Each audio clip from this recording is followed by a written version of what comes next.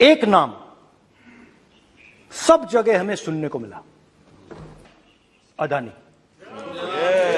राष्ट्रपति द्रौपदी मुर्मू के संसद में दिए अभिभाषण पर चर्चा के दौरान कांग्रेस नेता राहुल गांधी ने जाने माने कारोबारी गौतम अदानी से प्रधानमंत्री नरेंद्र मोदी के रिश्ते को लेकर गंभीर आरोप लगाए थे।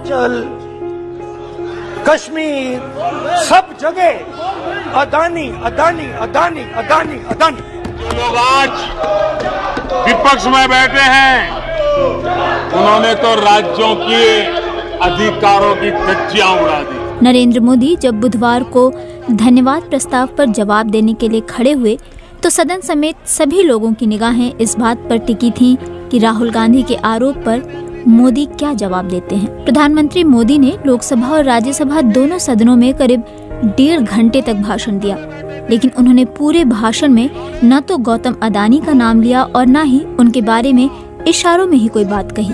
प्रधानमंत्री की अदानी के मामले में खामोशी पर नेताओं से लेकर आम लोग अलग अलग तरह की प्रतिक्रिया दे रहे हैं। खुद राहुल गांधी ने कहा कि मैं संतुष्ट नहीं हूँ। पीएम के बयान से सच्चाई का पता चलता है। अगर मित्र नहीं है तो पीएम कहते हैं कि ठीक है, इंक्वायरी करवा देता हूँ, लेकिन इंक्वायरी की बात तक नहीं हुई। इससे क्लियर है कि प्रधानमंत्री उनकी रक्षा कर रहे हैं, उन्हें प्रमोट कर रहे हैं। शिवसेना की राज्यसभा सांसद प्रियंका चतुर्वेदी ने ट्वीट किया, अदानी ग्रुप के प्रवक्ता और salesman of the year award जाता है माननीय प्रधानमंत्री जी को। मोदी के राजनीतिक विरोधी कहते हैं कि इससे जाहिर है कि वो इस मामले को इसी तरह से पेश करेंगे, लेकिन आम लोगों के मन में ये सवाल तो उठ ही रहा है कि आखिर मोदी ने सदन में उन आरोपों का जवाब क्यों नहीं दिया और अदानी पर पूरी तरह चुप्पी क्यों साध ली। बीजेपी की राजनीति पर बारीक नजर रखने वाले वरिष्ठ पत्रकार विजय त्रिवेदी इसके 2 कारण बताते हैं।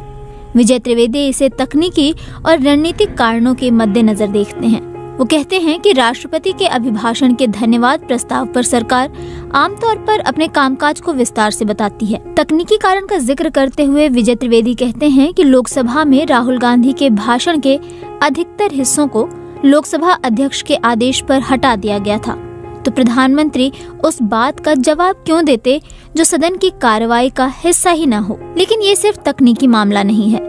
रणनीति का जिक्र करते हुए विजय त्रिवेदी बताते हैं कि प्रधानमंत्री राहुल गांधी के आरोपों का जवाब देकर उनको उतनी अहमियत नहीं देना चाहते। वरिष्ठ पत्रकार नीरजा चौधरी लोकसभा में बहस के दौरान वहीं मौजूद थीं। बीबीसी के पॉडकास्ट दिन भर में बातचीत के दौरान उन्होंने बताया कि सब लोग इंतजार कर रहे थे कि प्रधानमंत्री जरूर इस बारे में कुछ बोलेंगे, लेकिन ऐसा लगता है कि बीजेपी और प्रधानमंत्री दोनों ने एक रणनीति के तहत अदानी मामले से पूरी तरह अपना पल्ला झाड़ लिया है। बीजेपी पर लंबे समय से नजर रखने वाली वरिष्ठ पत्रकार राधिका रामाशेषन भी मानती हैं कि बीजेपी और मोदी सरकार अदानी मामले पर कुछ भी बोलने से कतरा रही है। मोदी ने दोनों सदनों में करीब 1.5 घंटे तक चले अपने भाषण में किसान, मुफ्त राशन, पक्के घर, रसोई गैस, टीकाकरण, startup, highway, railway line, airport से लेकर जम्मू कश्मीर और पूर्वोत्तर भारत तक का जिक्र किया। बहुत से लोग कह रहे हैं कि मोदी ने एक तरह से 2024 का चुनावी बिगुल बजा दिया है, लेकिन विजय त्रिवेदी ऐसे किसी आकलन से सहमत नहीं है।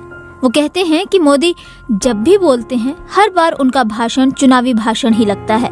उनके अनुसार मोदी से पहले के प्रधानमंत्री जब भी सदन में बोलते थे तो बहुत ही शांत होकर बोलते थे, लेकिन मोदी बिल्कुल अलग तरह से बोलते हैं। ऐसे में सवाल उठने लगे हैं कि क्या राहुल गांधी और नरेंद्र मोदी के बीच वॉर ऑफ परसेप्शन यानी धारणाओं की लड़ाई चल रही है, और अगर ऐसा है तो इसमें कौन सा विचार किस पर भारी पड़ रहा है। विजय त्रिवेदी के अनुसार भारत जोड़ो यात्रा और सदन में जोरदार भाषण के बाद राहुल गांधी के समर्थकों के बीच उनकी रेटिंग में इजाफा जरूर हुआ है, लेकिन इससे बीजेपी और खासकर नरेंद्र मोदी के समर्थकों पर कोई असर नहीं पड़ा है। वो कहते हैं कि अगर राहुल गांधी और विपक्ष इसे संसद से निकालकर सड़क तक ले जाएं और फिर लगातार लड़ते रहें, तब हो सकता है कि कुछ असर हो।